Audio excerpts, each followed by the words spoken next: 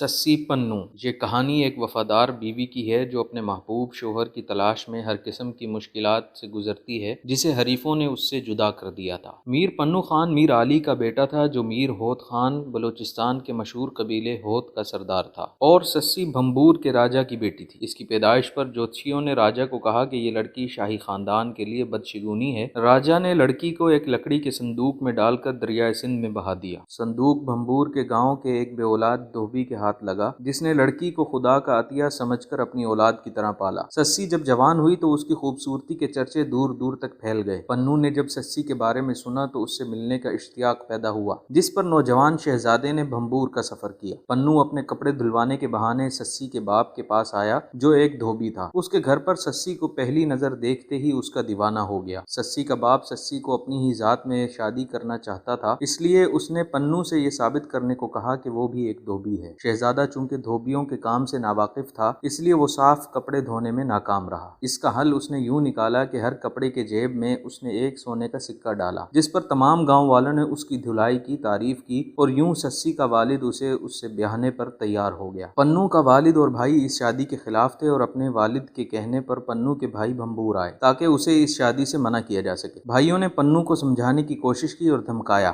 مگر پنو کسی طور سے نہ مانا تو انہوں نے دوسرا طریقہ اپنایا۔ بظاہر وہ پنو کی شادی پر رضامند ہو گئے اور پنو کی شادی میں شریک بھی ہوئے، جہاں انہوں نے پنو کو بہت زیادہ شراب پلائی جس سے وہ اپنے آپ سے بے خبر ہو گیا۔ پھر وہ لوگ پنو کو باندھ کر ایک اونٹ پر لاد کر اپنے آبائی علاقے کیچ میں لے آئے۔ اگلی صبح جب سسی کو احساس ہوا کہ اس کے ساتھ دھوکہ ہوا ہے تو وہ غصے اور غم کی کیفیت میں ننگے پاؤں کیچ مکران کی طرف چل دی۔ سفر میں اسے خشک ریگستان سے گزرنا پڑا مگر اس نے اپنا سفر جاری رکھا۔ تمام سفر میں وہ پنو پنو پکارتی رہی۔ انتہائی پیاس کی حالت میں اسے ایک گڈریا ملا جس نے اسے پانی دیا۔ گڈریا کی نیت اس کی خوبصورتی کو دیکھ کر خراب ہو گئی۔ سسی وہاں سے بھاگ گئی اور رب سے دعا کی کہ اسے چھپا لے۔ خدا نے اس کی دعا سنی، زمین شق ہوئی اور وہ اس میں سما گئی۔ سسی نے اپنے آپ کو پہاڑوں کی ایک وادی میں دفن پایا۔ اگلے روز جب پنو کو ہوش آیا تو وہ بھی سسی سسی پکارتے ہوئے بھمبور کی طرف بھاگا۔ راستے میں اس کی ملاقات اسی گڈریے سے ہوئی جس نے اسے سارا ماجرا سنایا۔ پنو نے بھی اپنے رب سے وہی دعا کی اور زمین ایک بار پھر شق ہوئی اور پنو بھی اس میں سما گیا اور اپنے آپ کو اسی پہاڑوں کی وادی میں دفن پایا جہاں سسی دفن تھی۔ یہ محض ایک افسانوی قصہ ہے۔ اس طرح کے مزید دلچسپ ویڈیوز دیکھنے کے لیے ہمارے YouTube چینل کو سبسکرائب کیجیے۔